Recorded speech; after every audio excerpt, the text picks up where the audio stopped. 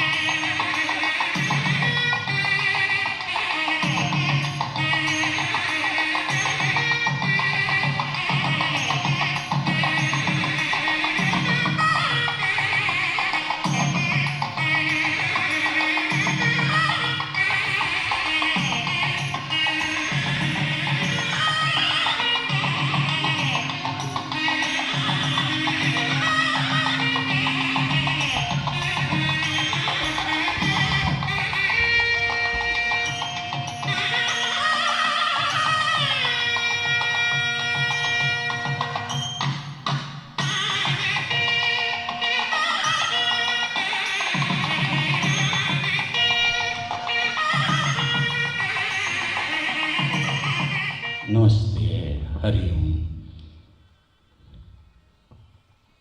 In amidst this august gathering, we raise this flag and we look up as the mantra says, Uttam Pashyanta. We look at the sun, the rising sun, and the color of this flag, which represents every day the rising a new dawn, where like the sun, we pledge to bring light, joy, and happiness to our people.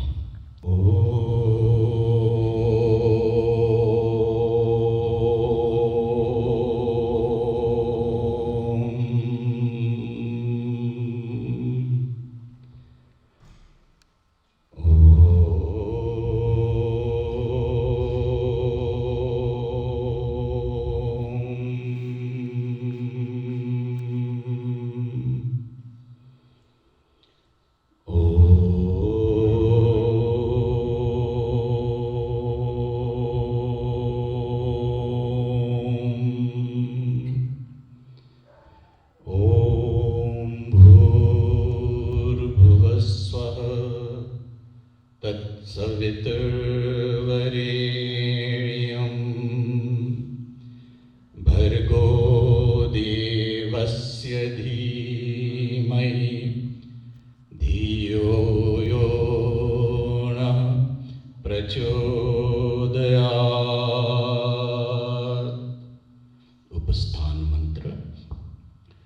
Om Udvayam Tamasas Pariswa Pashyanta Uttaram Devam Devatra Suryam Maganmajyotir Uttamam Om Udutyam Jatvedasam Devam Vahanti Ketavaha Drishe Vishwaya Suryam Om Chitram Devanam Udagadanikam Chakshurmitrasya Varunasyagni Apradyava Prithvi Antariksham Surya Atma Jagatasthastu Shascha Swaha. Om Achyutaya Bhaumaya Swaha. Om Achyutaya Bhaumaya Swaha. Om Achyutaya Bhaumaya Swaha.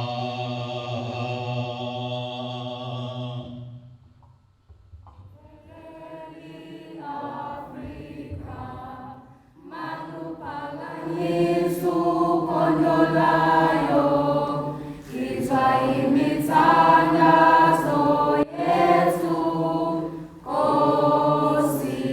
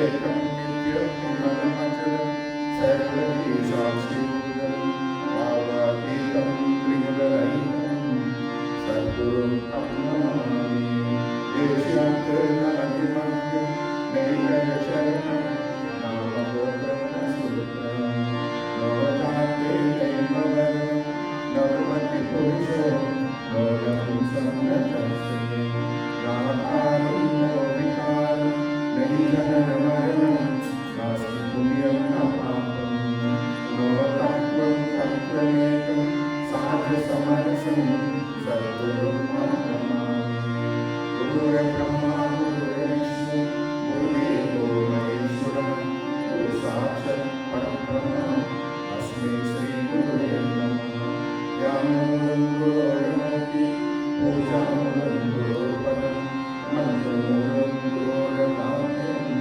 मोक्षमूलं गुरोर्कृपा ॐ नमः शिवाय गुरुवे सच्चिदानन्दमूर्तये विश्वपञ्चानि शान्ताय निरालम्बानि तेजसे नित्यशुद्धिं निराभासं निराकारं निरञ्जनं नित्यबोधं चिदानन्दं गुरो ब्रह्मा नमाम्यहम् ईश्वरो गुरुरात्मेति मूर्तिभेदविभागिने व्योमवद्व्यक्तदेहाय दक्षिणामूर्तये नमः विद्ये सर्वविद्यानां विषयेन्द्ररूपिणां गुरुवे सर्वलोकानां श्रीदक्षिणामूर्तये नमः ॐ श्री सद्गुरुदेव की जय जय गणेश जय गणेश जय गणेश पाहि मां श्री गणेश श्री गणेश श्री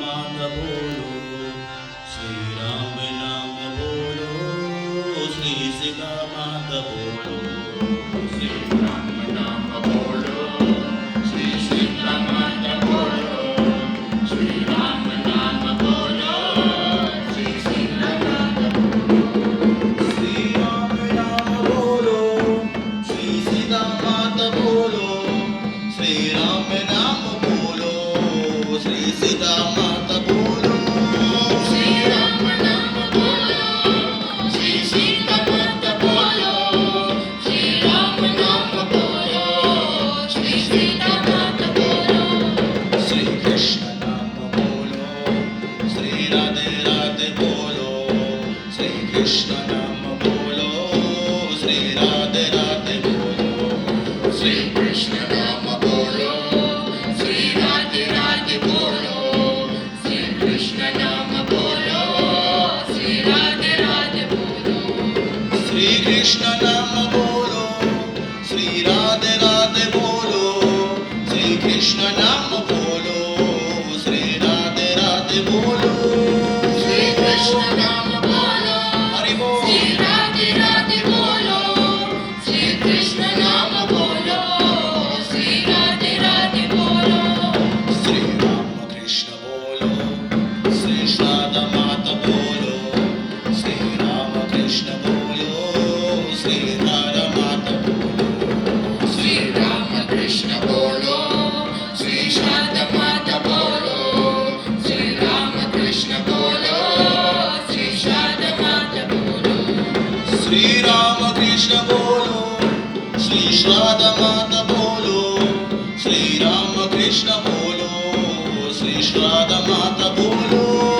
श्री राम कृष्ण बोलो, हरि बोल, श्री राधा माता बोलो, श्री राम कृष्ण बोलो, श्री राधा माता बोलो, श्री शिवानंद बोलो, श्री चिदानंद बोलो, श्री शिवानंद बोलो, श्री चिदानंद बोलो, श्री शिवानंद बोलो, श्री चिदानंद बोलो, श्री शिवानंद बोलो, श्री चिदानंद बोलो, श्री शिवानंद बोलो, श्री चिदानंद बोलो, श्री शिवानंद बोलो, श्री चिदानंद बोलो, श्री शिवानंद बोलो, श्री चिदानंद बोलो, श्री शिवानंद बोलो, श्री चिदानंद बोलो, श्री शिवानंद बोलो, श्री चिमयानंद बोलो,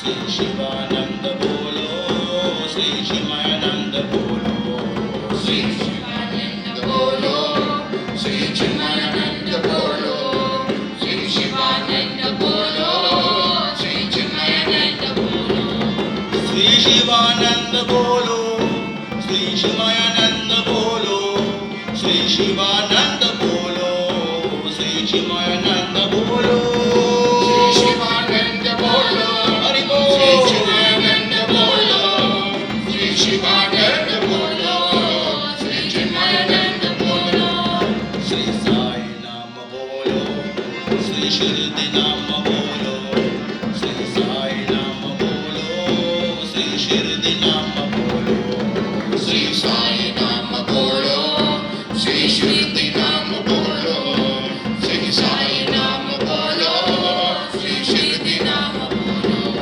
श्री साई नाम बोलो, श्री शिरडी नाम बोलो, श्री साई नाम बोलो, श्री शिरडी नाम बोलो, श्री साई नाम बोलो, श्री शिरडी नाम बोलो, श्री साई नाम बोलो, श्री शिरडी नाम बोलो, श्री शिवा नाम बोलो, श्री पार्वती बोलो, श्री शिवा नाम बोलो, श्री पार्वती बोलो, श्री शिवा नाम बोलो, श्री पार्वती बोलो, श्री शिवा नाम बोलो, श्री पार्वती बोलो, श्री शिवा नाम बोलो, श्री पार्वती बोलो, श्री शिवा नाम बोलो, श्री पार्वती बोलो, श्री शिवा नाम बोलो, हरि बोल, श्री पार्वती बोलो,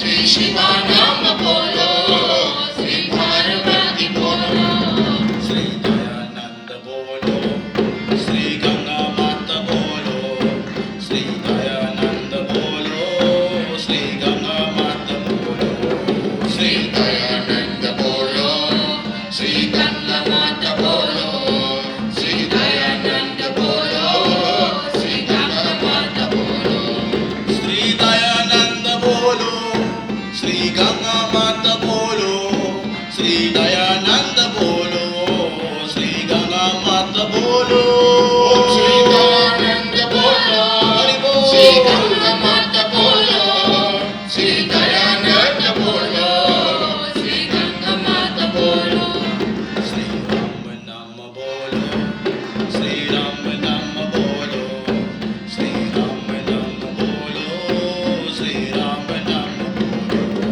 श्री राम नाम बोलो, श्री राम नाम बोलो, श्री राम नाम बोलो, श्री राम नाम बोलो. Om. On behalf of Sarva Dharma Ashram and on behalf of all the Swamijis that have assembled here today, I want to extend to everybody a very, very warm welcome. Indeed, today is a historic occasion, it's an auspicious occasion, and it's a day of great reckoning where we are going to move forward with bright ideas, different ideas, and greater unity and more harmony. It is my duty today in giving the introductory remarks for the Sannyasa Spiritual Council of South Africa to expand a little bit on Sannyasa. In Sanskrit, Sannyasa means purification. Thus, sannyasa means purification of everything. A sannyasin has turned away from all material possessions and emotional ties. They now live only to perfect their understanding of the spiritual world. This is seen as a state of sacrifice that leads to final liberation from the cycle of death and birth, or moksha. It is the highest spiritual attainment in mortal frame. A sannyasi sees all with equal eye, and he has and she has the welfare of the whole world, who is now their family at heart. They have renounced all worldly desires and attachments, material and familial, and literally wear the ochre robes to represent the fire which burns all negativity, ego, untruth, and evil. It also represents the color of the rising and setting sun, symbolizing that just as how the sun rises and shines for all, without discrimination, condemnation, or without taking a vacation, always spreading light, warmth, and sustenance, so too are the duties and character of true sannyasis. A sannyasi is a living yajna, and is Agni, of which all impurities and falsehoods are destroyed. And the ochre robe symbolizes the color of that Agni. The sannyasi is free of all bias and ego, and has mastered the ability to restrain the mind and speech from all that is sinful, all desires, and to apply them strictly to the acquisition of knowledge and realization of the inner self. Persons belonging to other orders, being engaged in household work and even devotional practices, cannot have much time and focus as sannyasis. Besides, it is very difficult for people belonging to other orders to be altogether impartial in their dealings, nor can they be ever equal to a sannyasi who is free from all worldly ties, doing only public good. People of other orders cannot get so much time, dedication, or focus as a sannyasi who possesses true inner knowledge of all things to elevate the people by enlightening them to the divine truth. A A sannyasi does not belong to any place or organization, but belongs to God alone, the ultimate Guru, and their scripture is the Vedic Shastras. A sannyasa is unattached as such and stands as an overseer, spiritual head, and guide of all spiritual activities, ensuring their authenticity as according to the Vedas and other dharmic scriptures, and has a right to challenge and change anything done that goes against or is not in accordance with Dharma. A sannyasi belongs to no one single place, but to the whole world. A sannyasi may be part of a movement, but he will never belong to that movement, as he belongs only to God and to God's work universally. However, he has the authority as vested by his vow to ensure that movements or organizations that promote Dharma do so accordingly and not in contravention or contradiction of Dharma. He has the right, she has the right and responsibility to stand for the truth and the dharmic doctrine in a vocal manner or by any other peaceful means necessary to change what is false. A sannyasi's duties are defined by the Vedas and other dharmic scriptures alone, not by any institution or policy.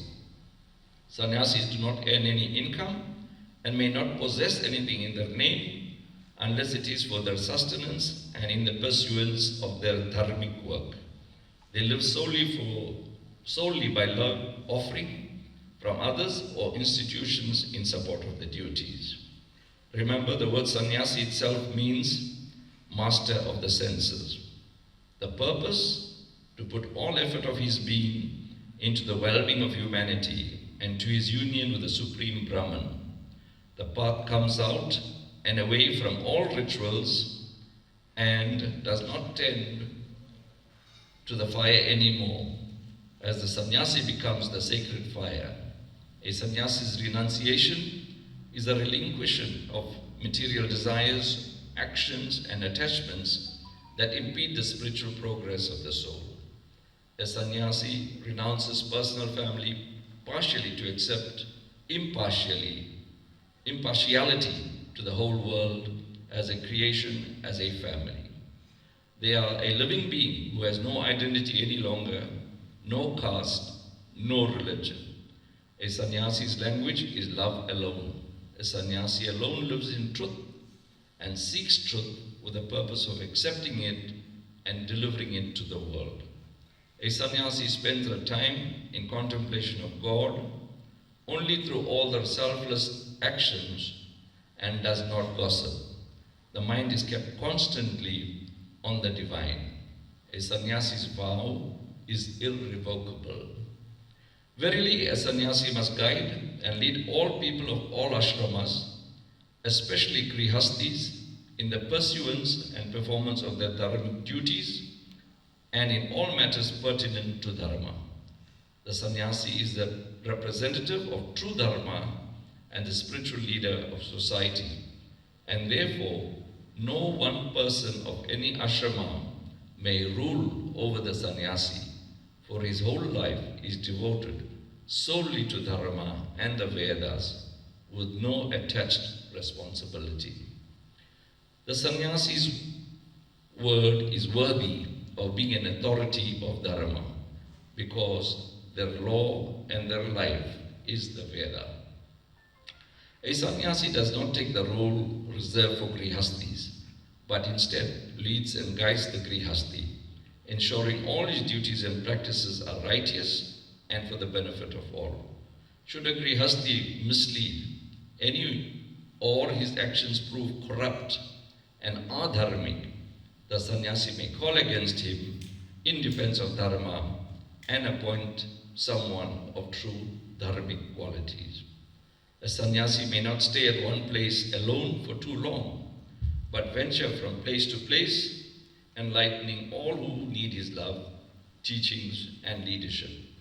A sannyasi who has and teaches other disciples or people of communities must stay and teach, as so in an ashram for that purpose, an abode that is reflective of Dharma, peace, serenity, and nature. As sannyasi, though unattached, must, when necessary, ensure that always stands in the defense of Dharma and against adharma to any matter where they may be engaged with or become aware of, both actively and verbally, without compromising the fundamental values of the Sannyasa ashram, without being silenced or compromised by any person. A sannyasi is neither male nor female. A sannyasi is only an Atman. Respected elders, brothers and sisters, we have so many sannyasins here. They have made a great sacrifice. I think we can put our hands together as a mark of acknowledgement and recognition of their commitment for our life, for a better dharmic life. Thank you very much. We have amongst us here so many respected and revered Swamijis, so we will introduce each one of them before we do the inauguration.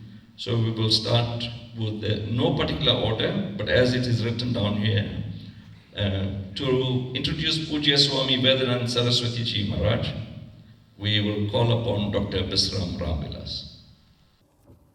Swamiji began his spiritual journey as a child in Pietermaritzburg with the Ved Dharma Sabha and followed the principles of the Arya Samaj. His journey took him to India, where he was initiated into the order of sannyas by Pujya Swami Chidanand Saraswati Ji, the spiritual head and president of Paramarth Niketan Ashram. He was then named Swami Vedanand Saraswati. After his return to South Africa, he joined the Arya Samaj. When I say join, again, based on the qualification given to you here, right, based on that, and he became the spiritual head of the Arya Samaj in South Africa. He's engaged in various activities. He's passed the Yajak course. He founded several youth organizations when he was young. He moved to Pretoria from Pietermaritzburg, and he was the chairman there of the Hindu body and attracted people of other race groups as well. Then, as said, in India, he went through a rigorous study and discipline, living in the mountains under very harsh conditions. He's authored 3 books. They are Vedic Nectar, Daya, and the Little Vedic Book of Treasures. So he's also been elected as the Global Interfaith WASH, which is Alliance Africa Project Coordinator. He has been invited to be the global Hindu representative at a conference in Quito, Ecuador, hosted by the churches witnessing with migrants. He right now is involved with the HEAL Foundation, something that he has facilitated, and the HEAL Foundation is a part of the Arya Samaj that engages in a number of feeding schemes, working at grassroots level, preparing meals for thousands of people, delivering them, and engaging in several other such projects. And I'm very grateful to Swamiji for helping us to facilitate this function and this coming together of the Swamijis. Thank you very much.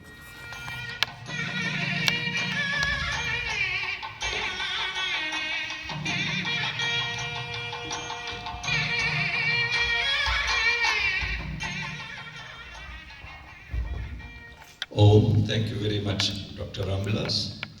It's now my pleasure to introduce to you Swami Ramkripananda Ji. Swami Ramkripananda Saraswati is a spiritual leader and founder of Sarva Dharma Ashram. Swamiji is an initiated monk in the holy order of the world-renowned Swami Sivananda Saraswati of Divine Life Society, Rishikesh, India. Swamiji, when you see him, is huge.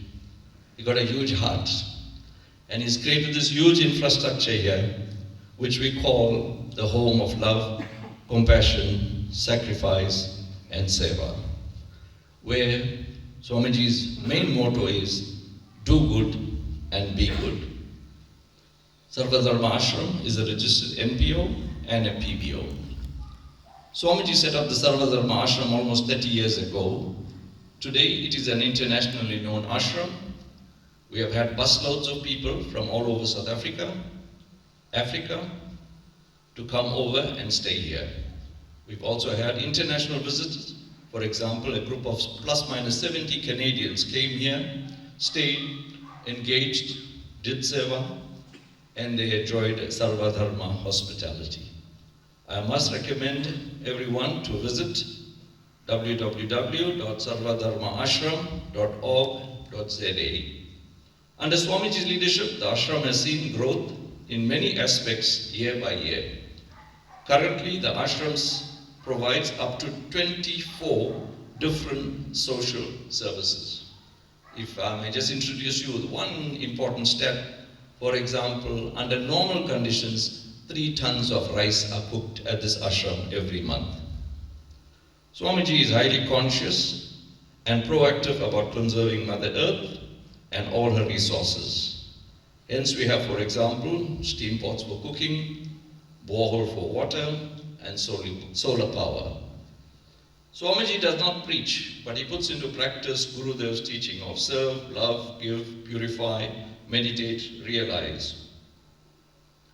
In that respect, we were very fortunate to be able to send to India 7 girls, and we want to thank the Arya Samaj for partnering with us in that. Swamiji got a very jovial demeanor. His friendliness, his humor, and his humility attracts people from all walks of life, from all races, places, all languages, and all ages. From big to small, feel free to embrace Guru, as he is lovingly known here in Welbedacht. Swamiji has proved Vasudeva Kutumbakam in South Africa.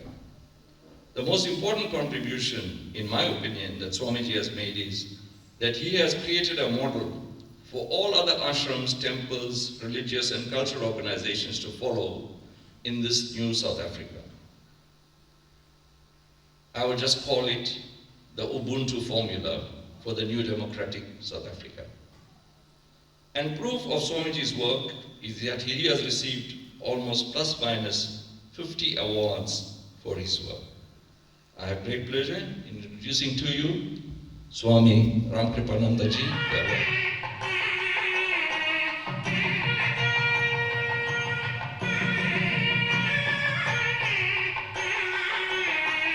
Pujya Swami Maitreyi was born in northern Natal, and of course, following the normal life, she married and unfortunately became a widow at quite an early stage in her life.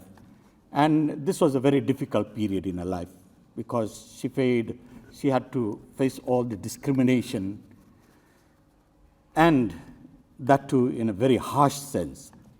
So one day she happened to hear an interview on Radio Hindwani where in the Arya Samaj we were asking and pleading to women folk to come forward, and that we had a women's empowerment program and invited them to become yajaks and priests. She heard that, was very impressed, came to the Arya Samaj, did the yajaks course, and then became a pandit thereafter.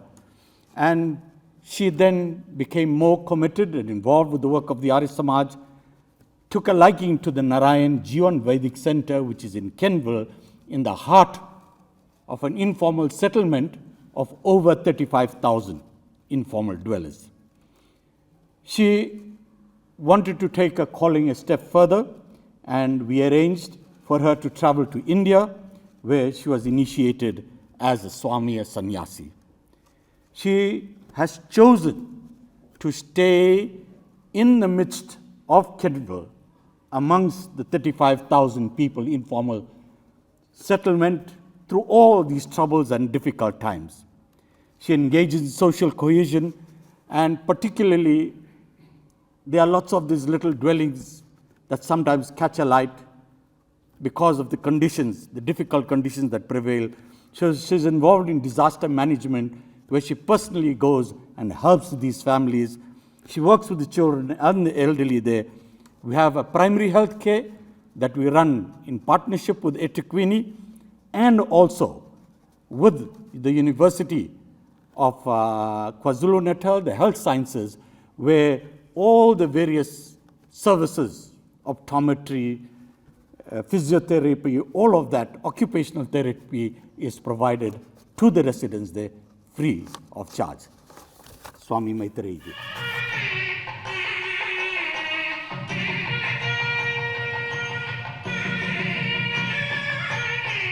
Om Aim Sarva Deva Devi Swarupaya Shri Ram Krishnaya Namaha.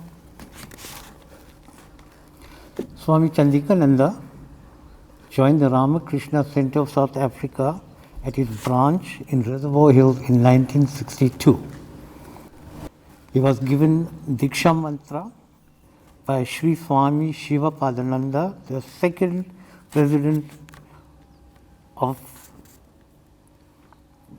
the center in 1967. He served on the board of the center in many positions. He was the chairperson of the Chatwood Sub-Center for over a decade. He received sannyas on behalf of Swami Shiva Padananda from Swami Vishwatmananda Puri of Sadhana Sadhan on 28 February 2014. He now lives in Doonside, from where he serves those in need of spiritual and material assistance. His special interest in values, education for children and youth. Hari Om Tat Sat.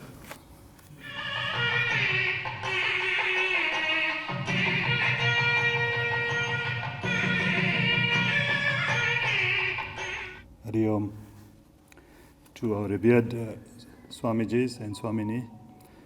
Before I introduce Swami Guru Bhaktananda, I also want to pay tribute to one of the founding sannyasins who was part of the Sannyasa Council, Swami Nishalananda, who took Samadhi on the 1st of September.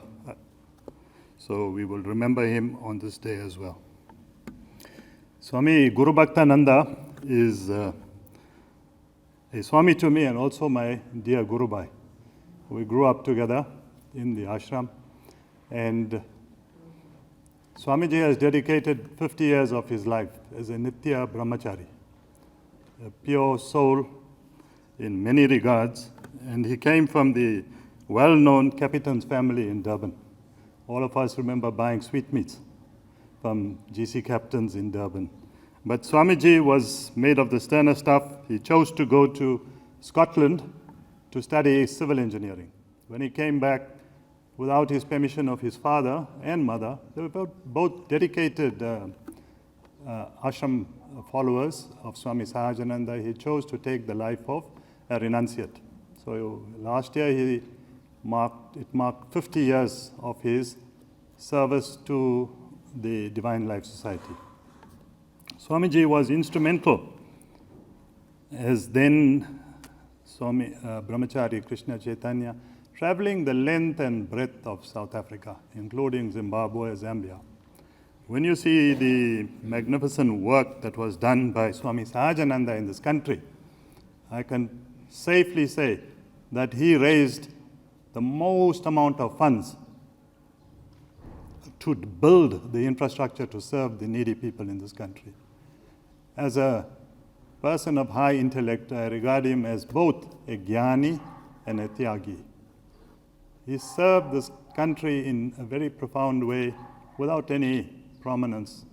He then later on went to the parent ashram in Rishikesh, and he served in the office of the General Secretary. You know, the Divine Life Society is a big organization.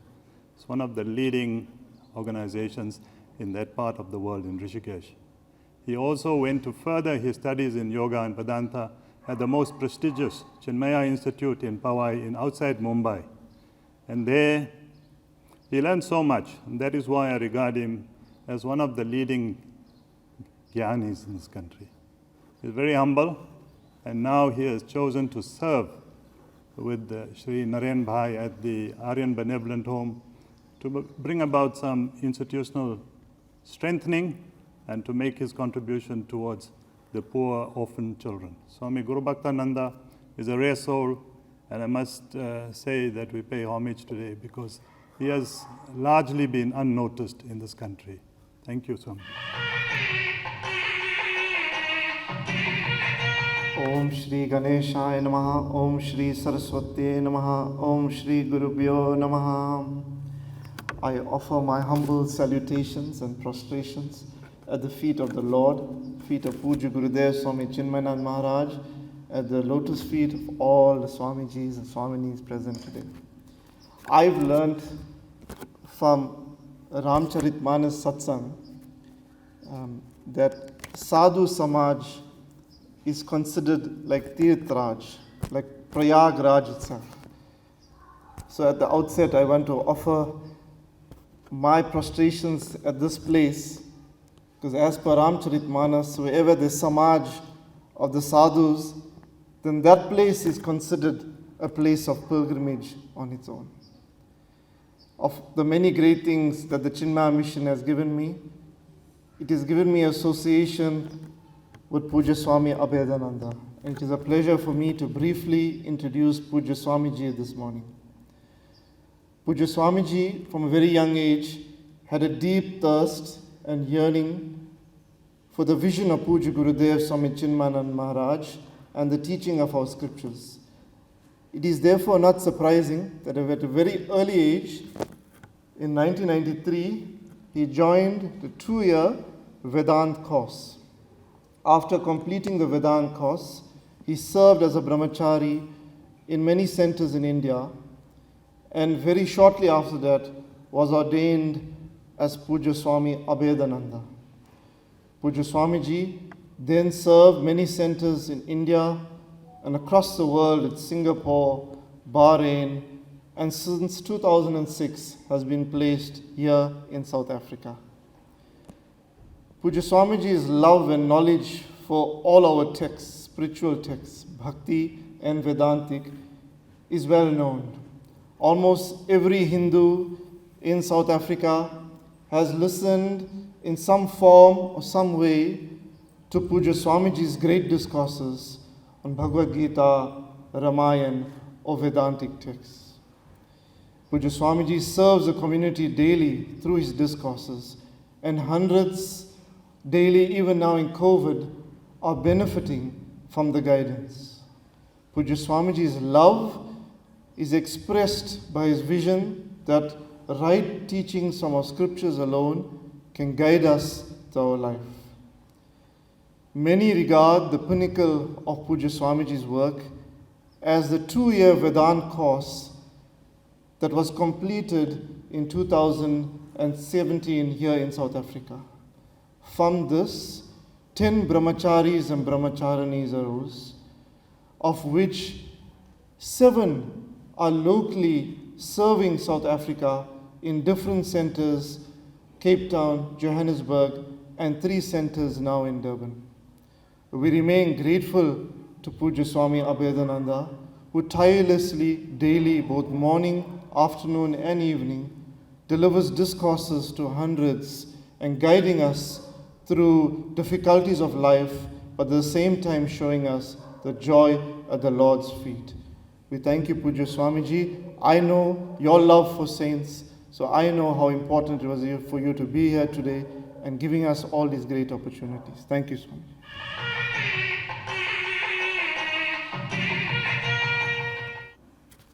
Om Aim Sarvadeva Devi Swarupaya Sri Ramakrishnaya Namaha.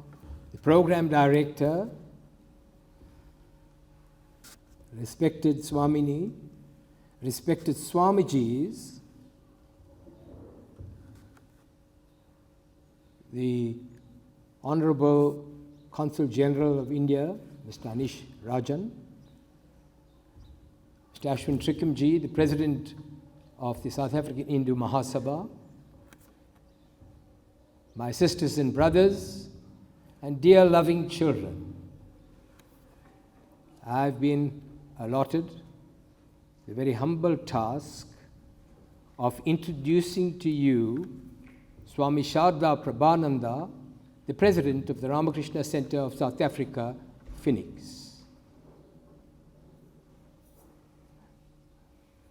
And I am justified, I think, in safely assuming that all of you know about Swami Sharda Prabhananda. And as lawyers often resort to Latin terms, I shall say brevitatis causa, in the interests of brevity.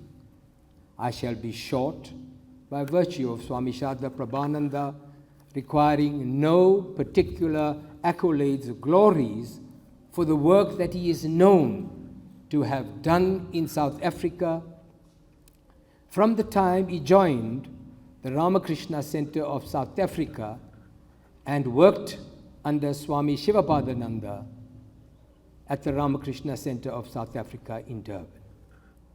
Since 2015, Swamiji has led all the devotees and has inspired many thousands of people in his work in Phoenix and the areas north of Durban.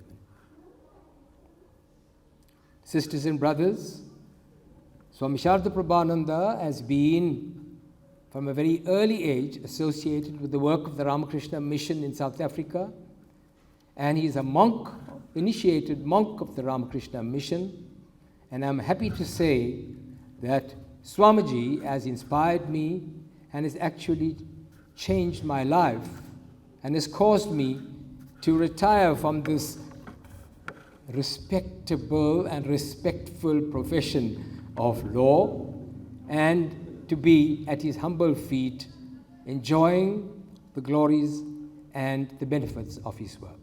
I thank you.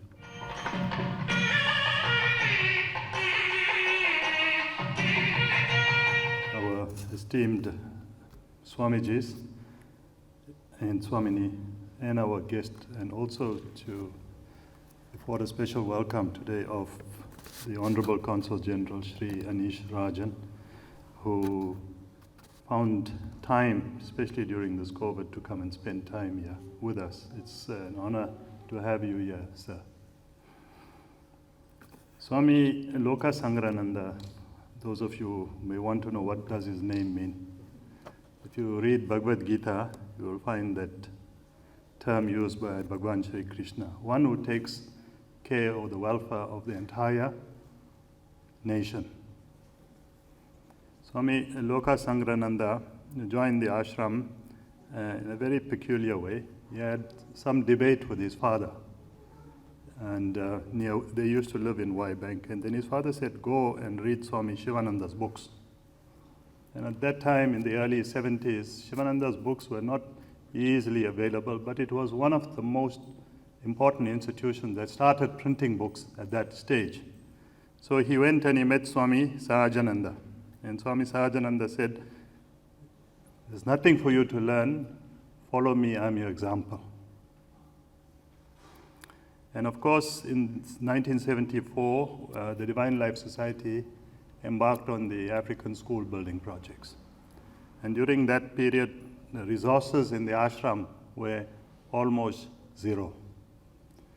And the inmates of the ashram had to endure a lot of hardships. Like you didn't have money to pay workers to do the work, you had to do it yourself. I used to see him carrying cement on his back and taking sand through YC Naidu's transport, Dhanpal Naidu from the Satya Sai organization. He used to travel to very rural parts of northern Natal, Zululand. And of course, the roads were not good, but he struggled, and he was part of the Swami Sahajananda's legacy of contributing towards nation building. Very silently, he did a lot of tapas, he injured his back, and then he chose to also learn Vedanta. And then he went to the Vedanta Academy in Pune, and he studied there. And then he took sannyas from Rishikesh, and he now runs the Shivananda Vedanta Ashram in Seatides. Swami Lokasangrananda is a great stalwart of the Divine Master Swami Shivananda, and he also served tirelessly and very quietly. Thank you. It's now my pleasure to call upon Swami Welbedacht Saraswati Ji for the item on our program, which is the inauguration of the Sannyasa Spiritual Council of South Africa. Swami Ji.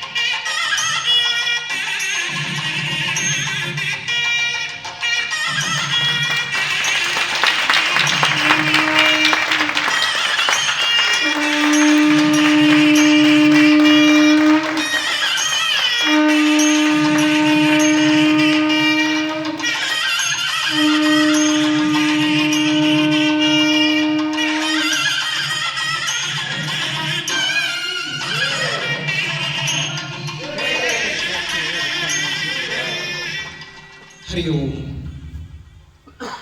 I'm going to ask each Swamiji to come down and to inaugurate the Sannyasa Spiritual Council of South Africa by signing in the constitution of the Sannyasa Spiritual Council of South Africa and the paper that officially launches and inaugurates the council. Swamiji Guru Bhaktananda Ji.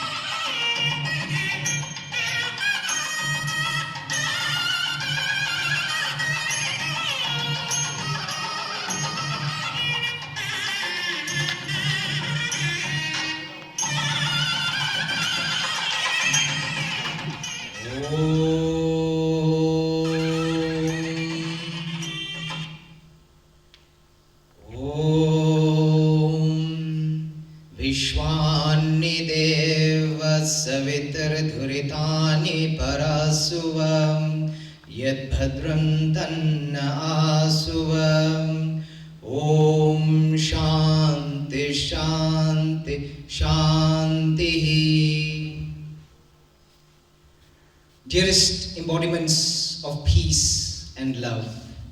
Om. And the reason I'm saying Om and not Namaste, Vanakam, Namaskaram, Sairam is because we differentiate ourselves enough. And sometimes within that differentiation, we forget our oneness. We forget that which unites us. But one thing that's common to us all is when we begin any mantra, we start with Om. So we acknowledge ourselves by recognizing that divinity within each. And yes, all the greetings, each Namaste, Namaskaram, Saram, all recognize the divinity. But we all know the human mind.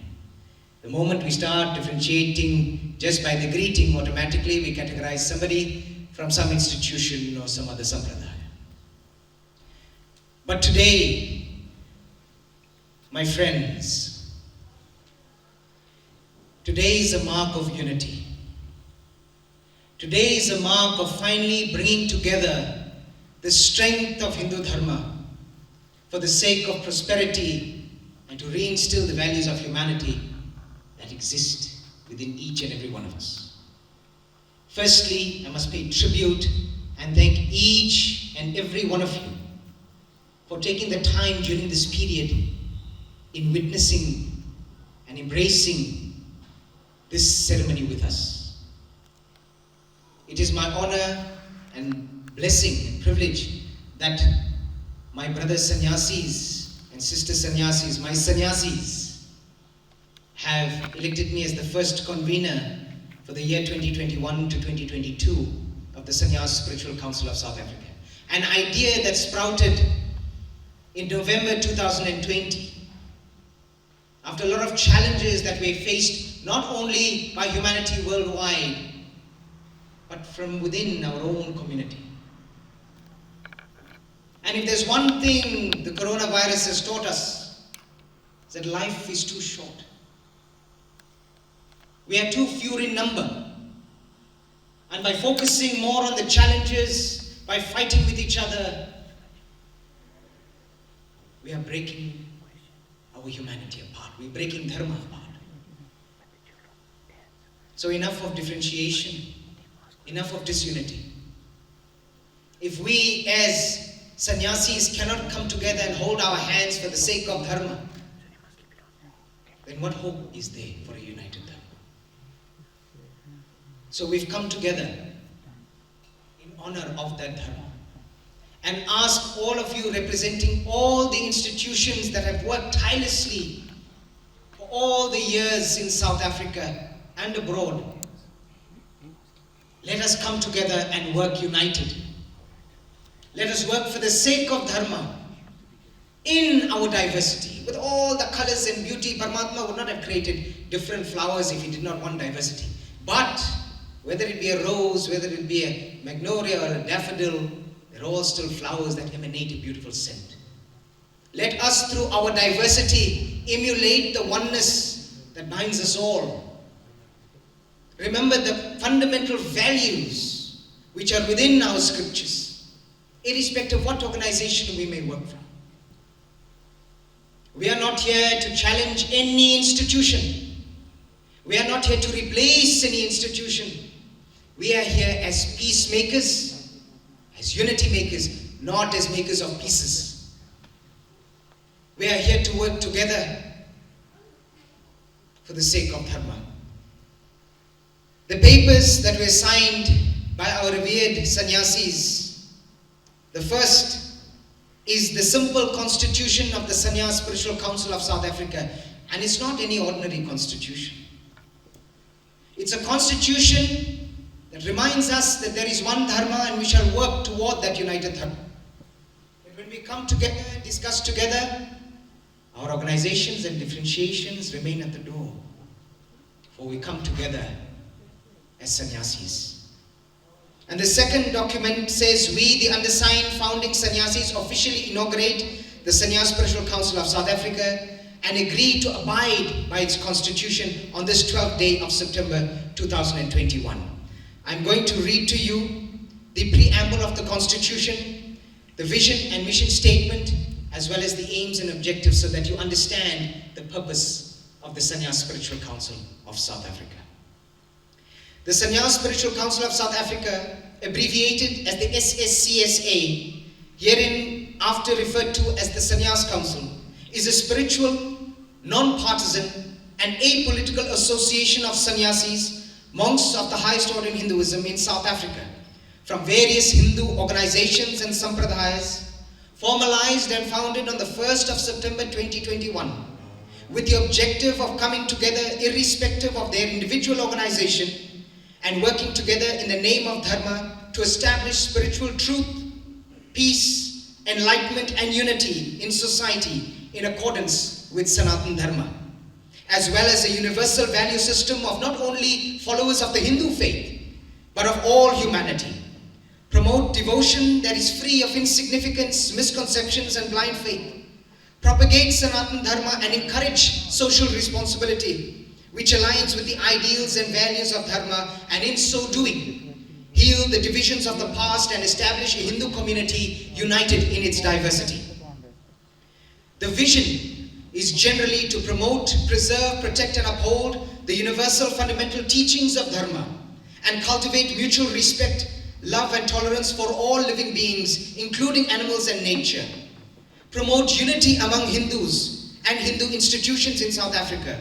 Be torchbearers towards righteous living and empowering all to achieve spiritual union with the Supreme Being. And additionally, to protect and uphold the dignity and integrity of the Sannyasa Ashram and the dictates of the order as prescribed in the Vedas, Upanishads, Gita and Puranas, or any other relevant Hindu scripture that is not in conflict or contradiction with the aforementioned scriptures. To assist, protect and cater for the welfare of sannyasis that are signatory to the council, and to ensure the continuity of the selfless work they have dedicated their lives to perform for the betterment of society.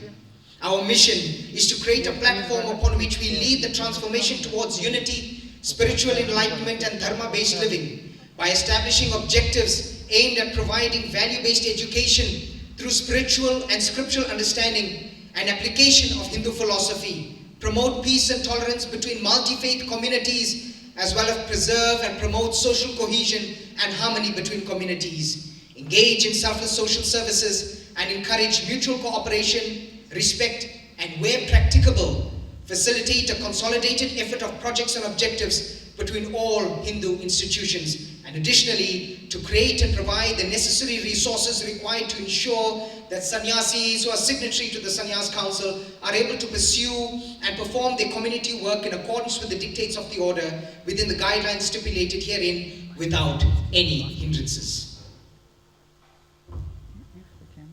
This is who we are, and we're here to work together. We are not separate. We are not individual. We are one.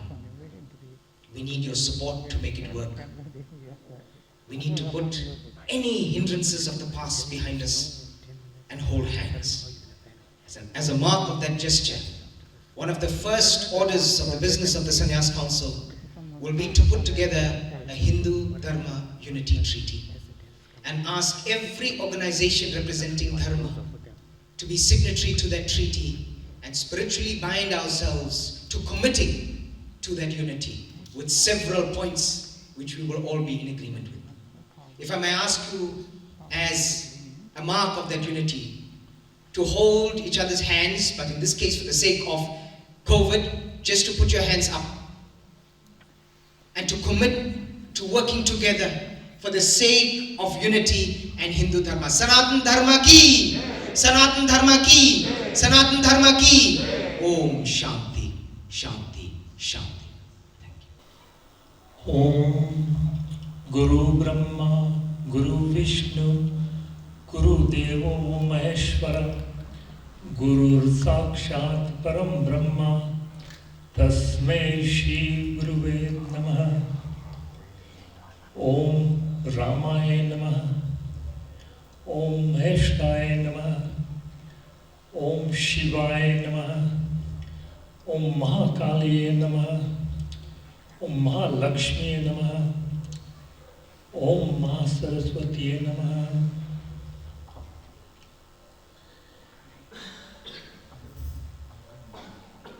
To the revered Pujya Swamijis, I prostrate myself at your lotus feet and consider myself to be your servant.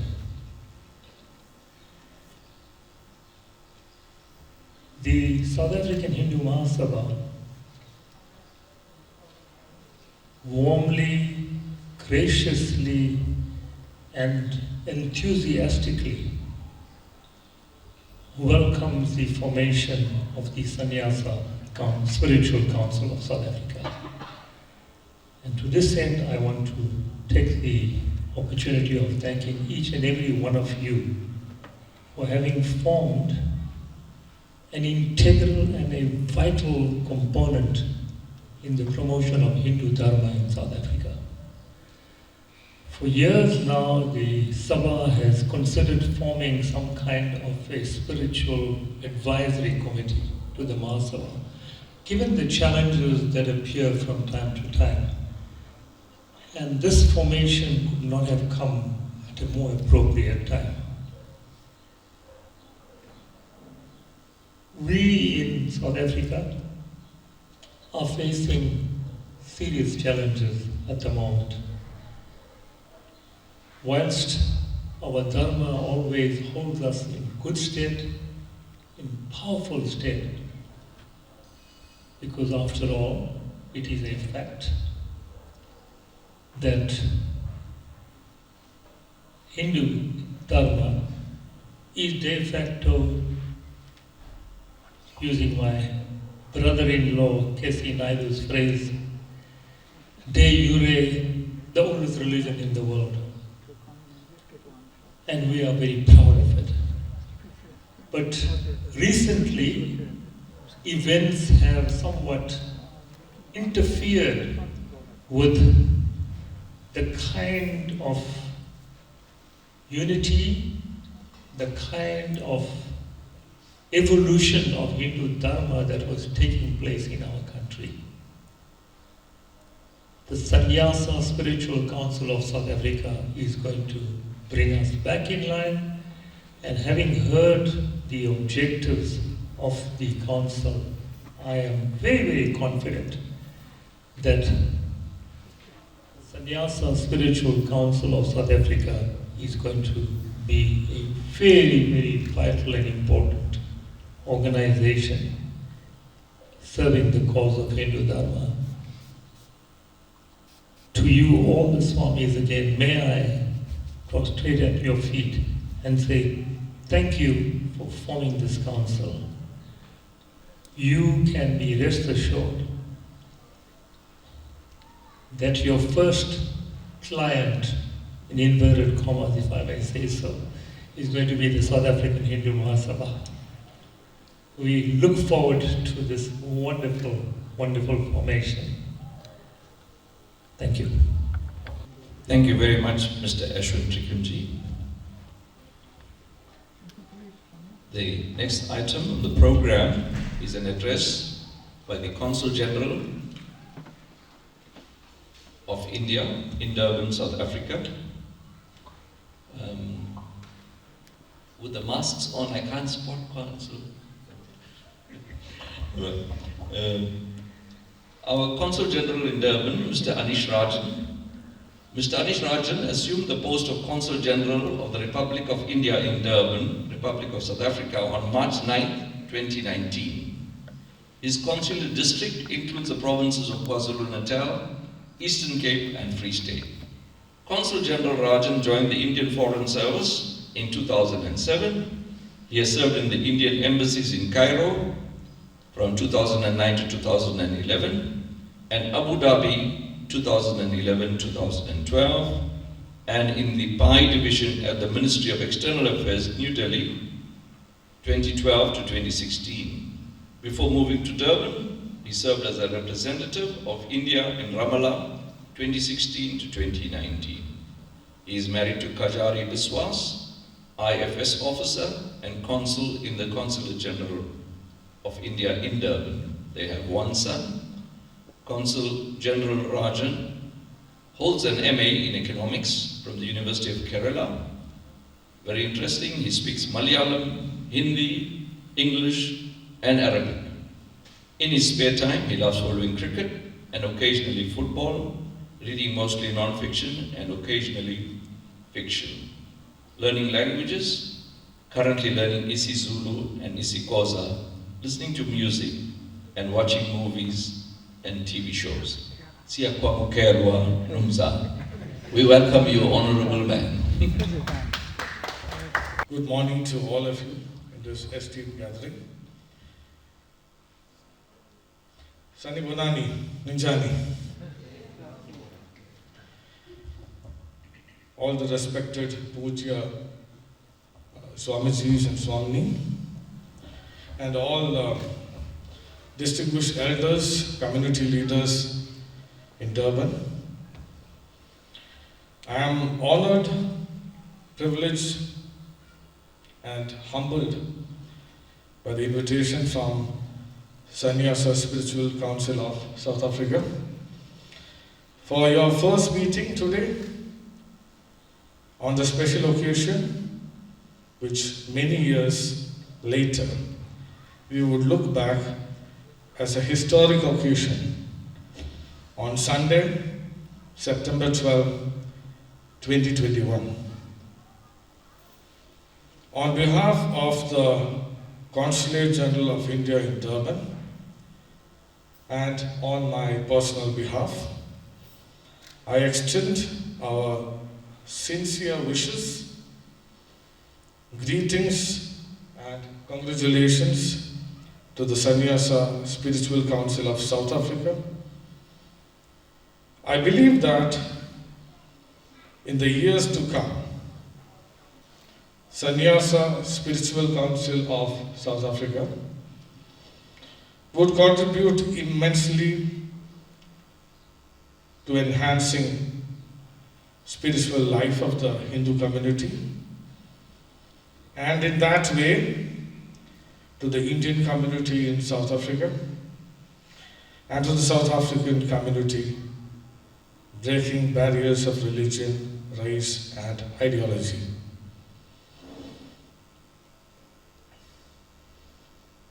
This day follows September 11, which is generally remembered around the world due to 9/11 and the terrorist attacks. But for Indians and the global Hindu diaspora, this day is very, very important. When Swami Vivekananda ji addressed the first parliament of the world's religions in Chicago in 1893 on this day, and in his iconic speech said inter alia that I am proud to belong to a religion which has taught the world both tolerance and universal acceptance.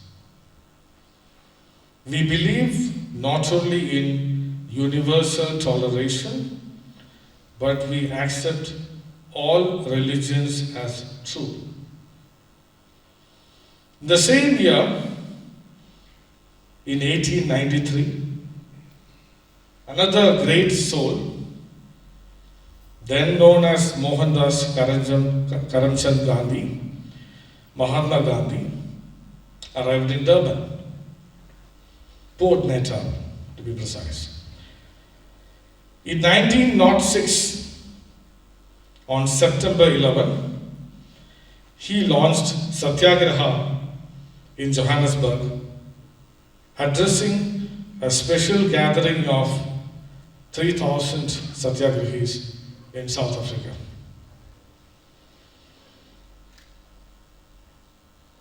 This turned out to be a landmark event for both South Africa and India,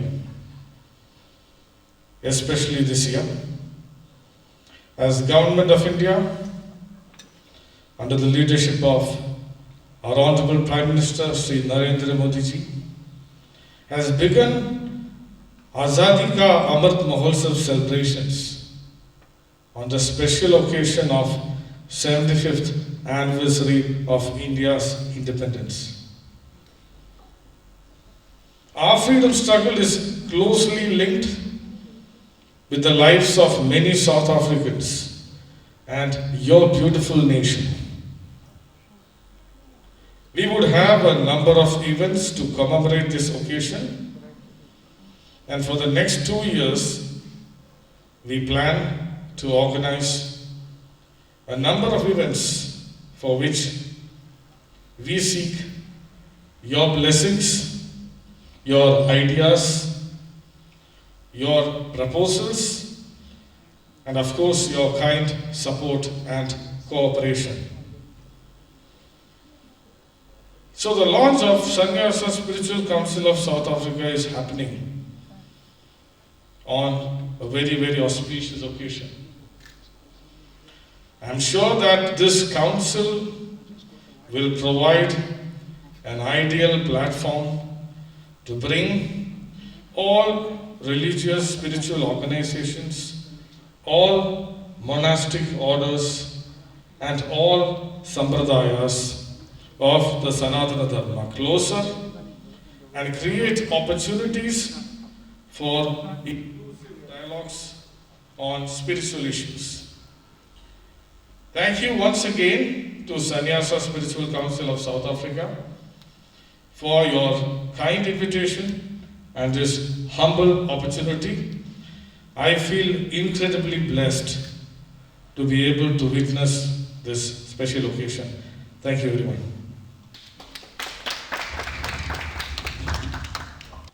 Om. Yeah, I think you've been hearing a lot of speeches, and we're going to hear a few more, but we need an interlude.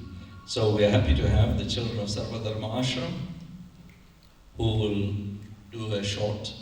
present a short item on stage, which is actually Shosholoza.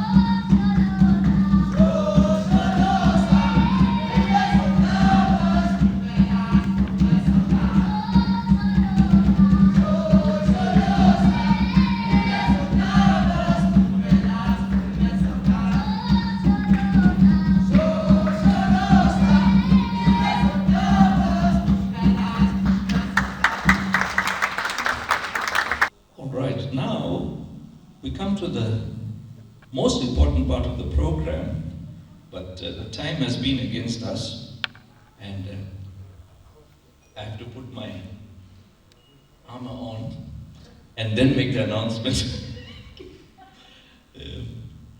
What's the Hindi word? Kavach. I have to put the kavach on, shield on.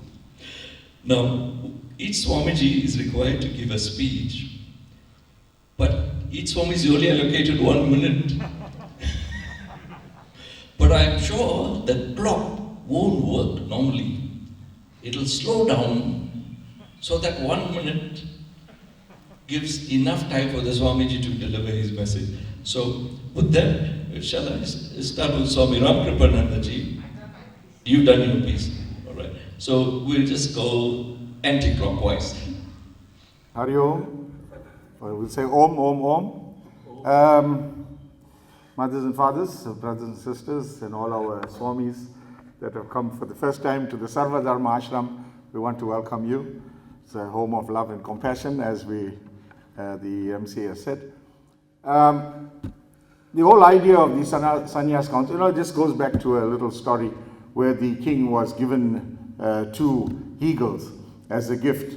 And every morning he used to watch the eagles fly, and one eagle was standing at that tree, and he never used to move. But the other eagle was always flying around and was quite happy and content. But the king was very worried that why is that one eagle always standing there by the tree and not moving.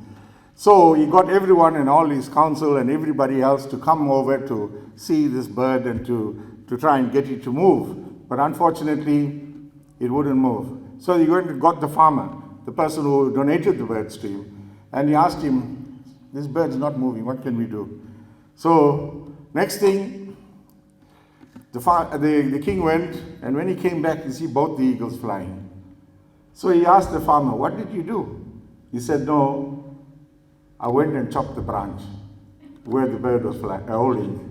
So now, after chopping the branch, the bird started flying. So the whole idea of the Sannyas Council is also to make sure that we don't sit there and hold to our individual selves and organizations, but to come out and be one with all of us.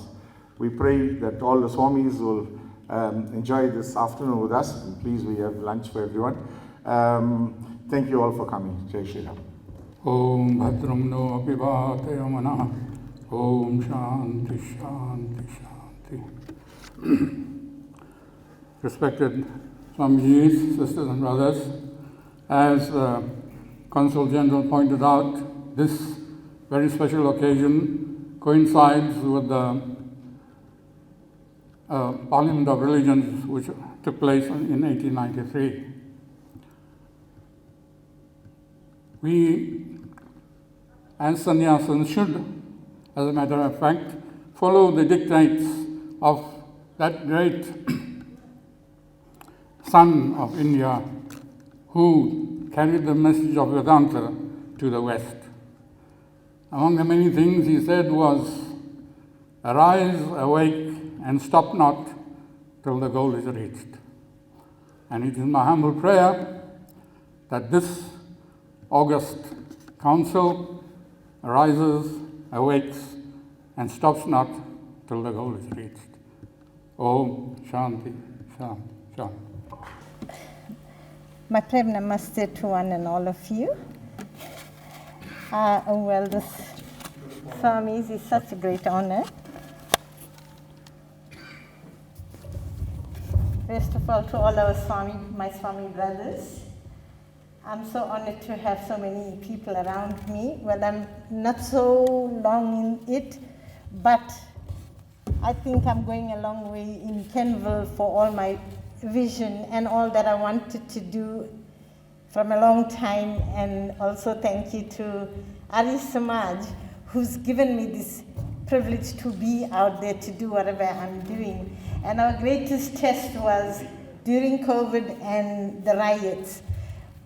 I know I've been receiving numerous calls to leave Kenville and come out of there, out. So I wanted to know Why do I come out? What's my purpose of being a Swami?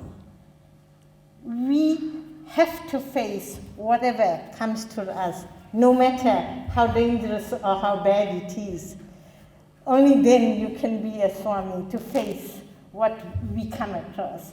So I think I passed the test there, and as well as the COVID. In our premises, and Kenville is a very rough place, I would say, especially during the riot, you know. But they all looked after me there, and I stayed there, and I was quite safe. And I intend doing much more now that I have a lot of guidance. I will get a lot of advice from everybody else. And I think that's all for now. Thank you so much. Thank you. Very human greetings to all of you. See, when India got independence, you know how many parts of India was there? Around 560 kingdoms were there at that time, who were given the option to be with India or not to be with India. After 1000 AD, there has been hundreds of attacks on India and on the Hindus. As many temples have been broken in India. The number goes in hundreds of thousands. And you'll be surprised to know the cause of this breaking of the temples were not the foreigners only. We Hindus are responsible for that. We never stood united. We had disintegration among ourselves. And behind every foreign conquest, there was one Indian behind that. We never came together. We talk about Gita, we talk about Ramayana, we talk about scriptures. But we never came forward that we all stand as one family. It's high time Hindus should come forward and join our hands together. Irrespective of our caste or creed or whatever is there, the date is not far away, will be extinct almost. Conversions are pervading. What for we are there in this world? We owe our legacy. What face we have to give our children also? What for we are in this world if we don't know what we stand on? We talk about Gita, we talk about Ramayana, we talk about Vedas. But the very sentiment behind this says, let us just stand together first. Let us see Ram in all. And for that, we have to come together, irrespective of organizations or the religion, whatever is there. Let us come together and find ourselves. Let us feel there is a common chord in us. It is very easy to discriminate and differentiate. But it's really difficult to find out, okay, you know what the challenge of any person is? The challenge of any person is his love is there or not. It is very easy to study. It is very easy to give talk. It is very easy to do something like that. But the biggest challenge is to love somebody. And most of the people are not very lovable. So don't think everybody is very lovable. Those who are not lovable, they demand more love. And there is where we need a stalwart. We need a saint. There is Vivekananda. There we need our Swami Chinmayananda. There we need Swami Dayananda. We are meant in this world to go forward and take the light of the scriptures. Unless we become a moving temples, we become a moving Vedas, there is no purpose of our existence here. What faith we are going to tell to the community, to our posterity? We'll pass away in 2030. What next is there? What is the next target? What we are going? Do feel the next generation who is going to come, they will be faced with more difficulties than we are facing. Let us not divide ourselves. Though I congratulate all our people who have joined hand. Or Swamiji came to me last year, I was very happy. And Chinmayananda stands for that. If you know Swami Chinmayananda established Vishnu Hindu Parishad also, to bring all the Hindus together. Let us go forward in one spirit of protecting our religion. But let me tell you one thing before that. To make the outer religion work, let us be an integrated personality ourselves.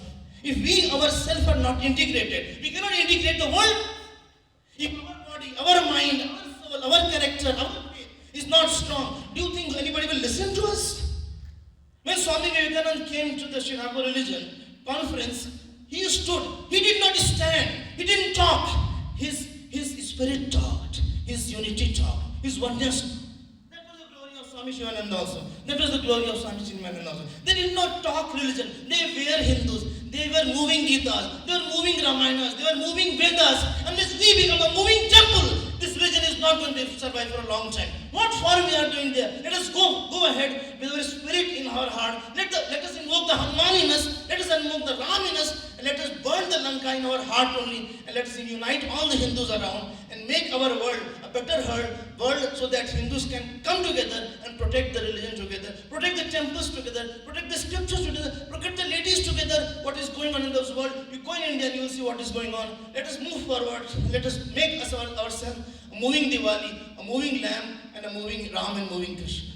So thank you and my love to all of you.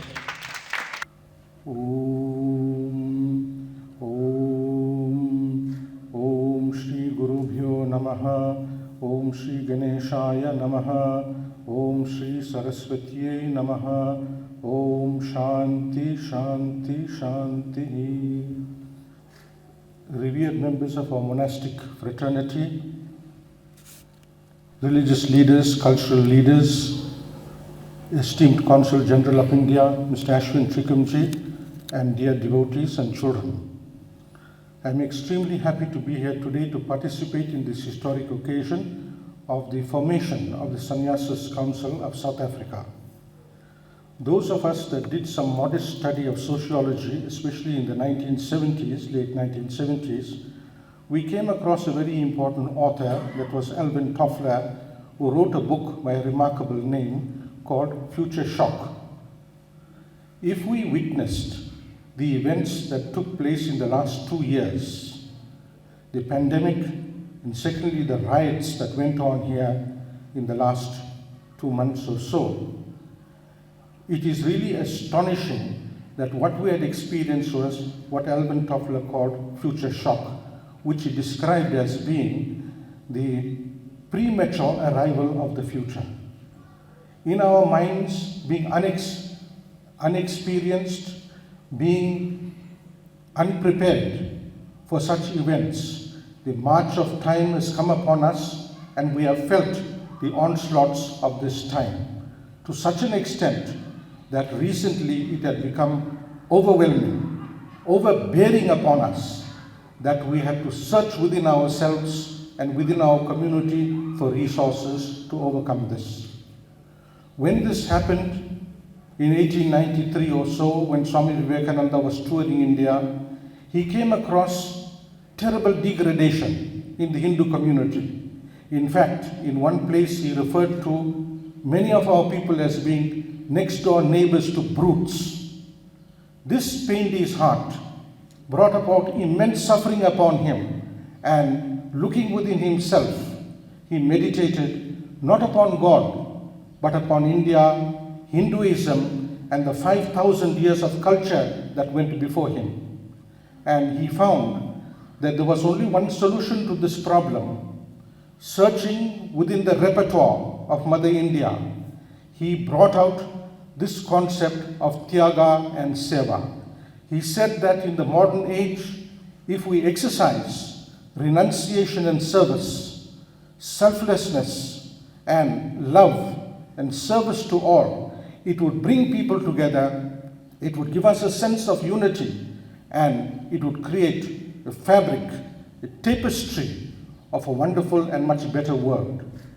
Our other sannyasin speakers here highlighted these very qualities, these very values which we need today in Hinduism. Today, as I stood here and as our sannyasins were hoisting the Om flag, which was emblazoned upon the saffron color to reach the top of this mast, I thought about it carefully, and the first thought that came to my mind when Swami Vivekananda himself hoisted such a flag in India was his thoughts of renunciation and service, selfless action and love to all that would bring about this unity. This he gave to us as a motto. This he gave to us as a great power, a great sense which has brought enthusiasm in millions who are working towards this unity. Today I do not wish to take up much time, but let me also, not forgetting of course to thank Swami Ramakripananda for hosting this function at this ashram. And some times ago, when Swami Vedananda had come to see me outlining these plans, giving me these ideas, I knew that he was very, very enthusiastic. He had a great sense of sincerity coming out of his heart, and it overwhelmed all of us.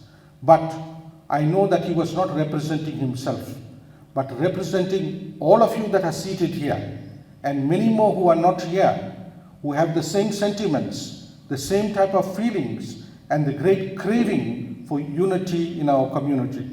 And I want to thank also Swami Vedananda for the effort that he has put in to bring about this Sannyasins Council of South Africa. It is my prayer today that this council will give leadership, it will inspire us spiritually in the community, it will promote the learning of our Vedic scriptures, the Upanishads, the Bhagavad Gita, Ramayana and other such scriptures, and it will also promote service to humanity like what we are seeing here today. I also want to say that I feel very humbled before all the sannyasins that are here.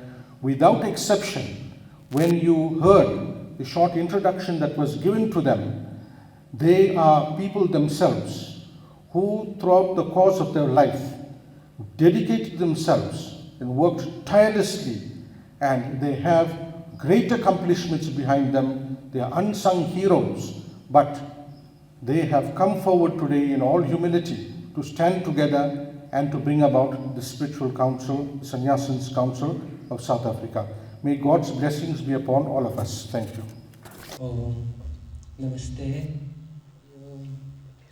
I won't go through the whole list. To all of you. We are not doing too bad with time. When I looked at the watch a few minutes ago, it was 12 o'clock, and it was time, according to the program, for prasad. So I won't deny you with your prasad, but I want to thank 5 people who have a big impact on my life. Firstly, the African children that were here, who performed so well and who sang so well. We are grateful to the entire African community for having hosted us in this country. They looked after this country for thousands of years and have kept it virgin and beautiful, and we are very happy to be in this country, and we thank them for it. Secondly, I would like to thank the person that I work under. To everybody, the boss is very important, and I'm so glad that Sri Narendra Bhai Patundin of ABH, the CEO of ABH, is here, and I'm very grateful to him for being my mentor, my brother, my friend at ABH, and fitting me in as a volunteer into the organization. I would have no hesitation to ask any of you to come and meet Mr. Patundin, and you will be welded into an organization that is doing fantastic work just down the road from here. Thirdly, I owe such a lot to the Indian people in South Africa.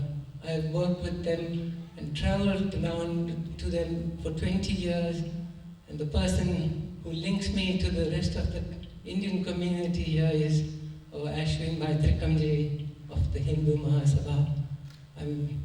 Through you, Ashwin Bhai, I feel connected to all our Hindu brothers and sisters in this country.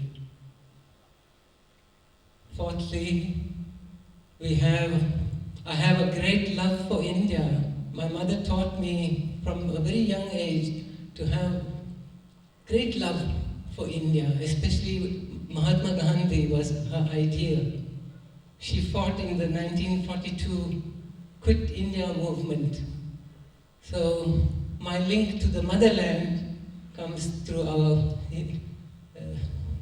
Indian Consul General, Sri Anish Bhai Rajan. Through you, Anish Bhai, I feel very strongly linked to our motherland. And fifthly, I have a brotherhood here that reminds me of my original home, what I should be striving for, and where I belong. And that's nothing but the Supreme Brahman. We have a family here that is totally dedicated to the life of renunciation and liberation. So through them, I feel connected to my real home. Thank you very much, brothers and sisters. I want to thank Swami Vedananda and Swami Ramkripananji especially, who are going to play a leading role in this Sannyas Council, and I wish them all the best.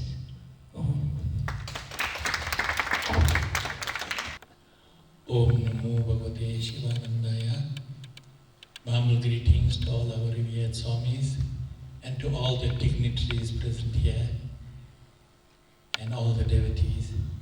It's so nice seeing all of you here on this most auspicious occasion. Such a big ashram, but only 1 minute. Could you imagine? What I will do, I will just read a few sentences from my talk that I prepared. The divine knowledge of Vedanta acts as medication to cleanse the mind of all these weaknesses and replaces them with love, which means keeping the welfare of others at heart, free from selfishness, greed, and uncontrollable desire for power and position. The values by which the Swamis live and propagate, to think and feel for others as we think and feel for ourselves. And that's what Sivananda said. And if this one sentence is practiced by the whole world, there'll be no suffering at all.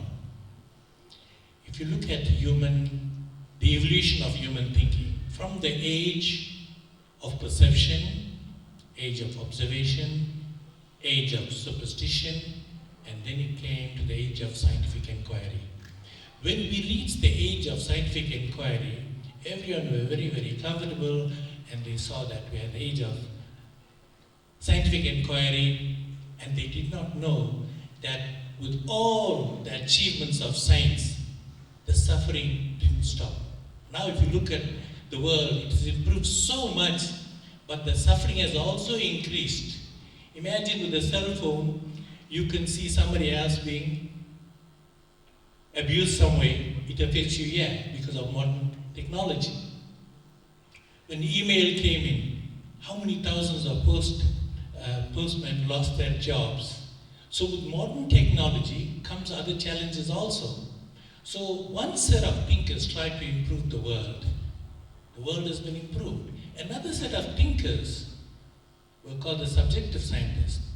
The other scientists who probed into the external phenomena of the world and improved the world, they were called objective scientists. These subjective scientists began to say, the world has been improved, but why is there so much of suffering? And they found that the human beings have been left out. What creates a human mind? All that you see here is created by the human mind, but what creates a human mind? The stimuli that you take in, they go into the subconscious mind, and they create your mind and your thoughts and your feelings, your convictions, your perceptions. And if the wrong stimuli goes in, you have a wicked mind. Just imagine if you were in an environment where the two ethnic groups are fighting, and you're in an environment where they're training a young man to use AK-47 to go and shoot the other people that belong to some other group. And you know recently, a few years back, more than 6 million people were shot. So the job of a Swami is human mind engineering, to take out all those bad thoughts, syringe it out. They are like doctors for the human mind, and they put a new mind in it. What did Ramakrishna do? How many thousands of disciples he produced? How many thousands of disciples Shivananda produced? Prabhupada. They were the subjective scientists. They took out the old mind, they put the new mind. In auto engineering, you put a piston, tomorrow you go there, it's there. But in human mind engineering, if you take out attachment and put detachment, tomorrow you go, the attachment is back. You take out the greed and you take out selfishness, and tomorrow you go to the person, is still there. But the constant listening to the knowledge until it penetrates and get absorbed and assimilated, and the transformation takes place. So once put the man right, the world comes right. That is the most important job of a Swami, and it's evident all the saints and sages have produced such great bhaktas and devotees, and the world has benefited. Thank you very much. God bless you. My dearest family, although I have said my piece in the beginning, but it would be unjust for me to not acknowledge and tribute to one of our sannyasis who is not with us today, but who was with us from the beginning. And we would have hoped and wished that he didn't check in his higher ticket earlier, that he would have been here to see a day that he was so looking forward to, excited about and passionate about. And that is none other than our dearest Pujya Swami Nishchalananda Ji, who departed and took Samadhi 1st of September 2021.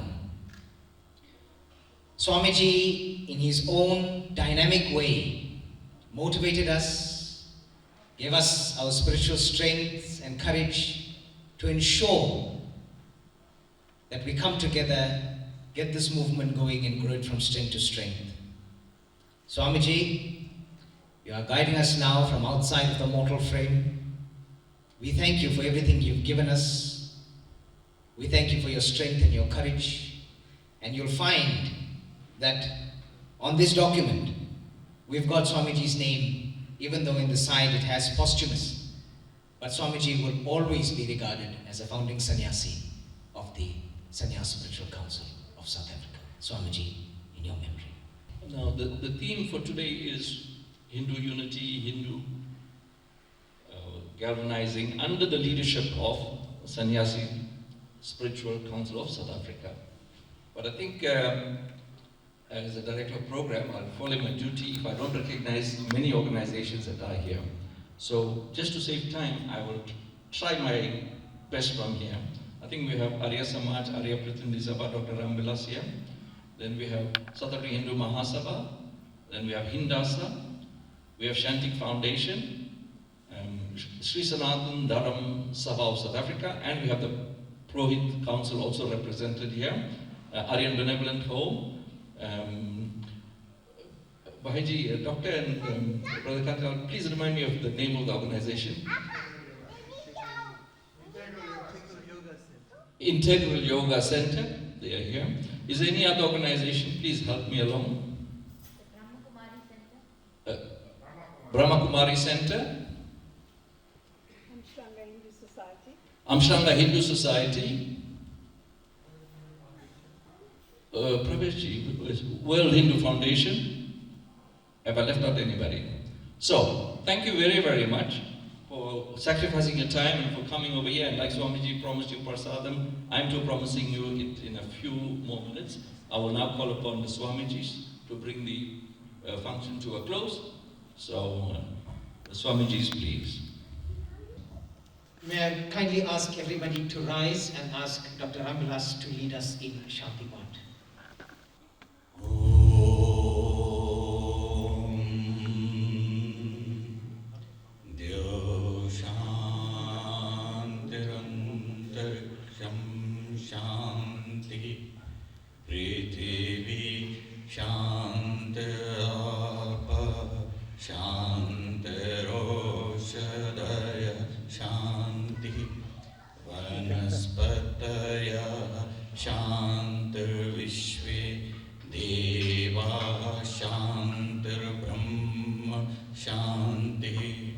Sarvam Shanti Shantirev Shanti Sama Shantiredi